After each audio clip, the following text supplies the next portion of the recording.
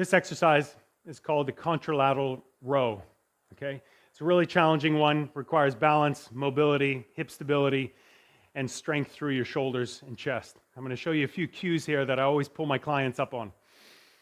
I like to add this exercise into a torque hypertrophy training session, okay? Torque meaning single side, which requires balance, some stability, and that oblique strength, okay? So the easiest way to do this is to touch your back foot to the ground and load up that front hip. Roll your shoulder back and down in row.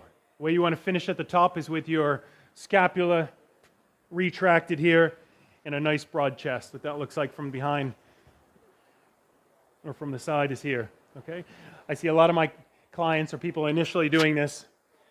They'll finish with a position, maybe they're rounding through their back, want to straighten that out right away and load that hip.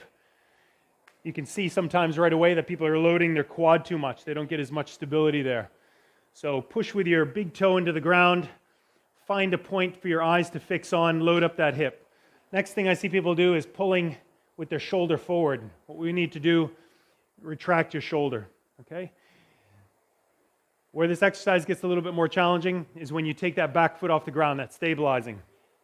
Push your big toe into the ground, load up that hip, take your foot off the ground, bring this arm out to the side. You can pull up. This way your toes, your legs, your hips all have to work really hard here to keep your posture.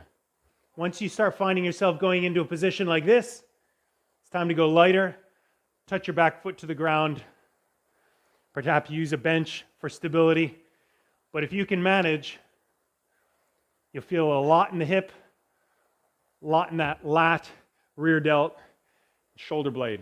Those are the muscles you want to focus on. That's that contralateral single arm row.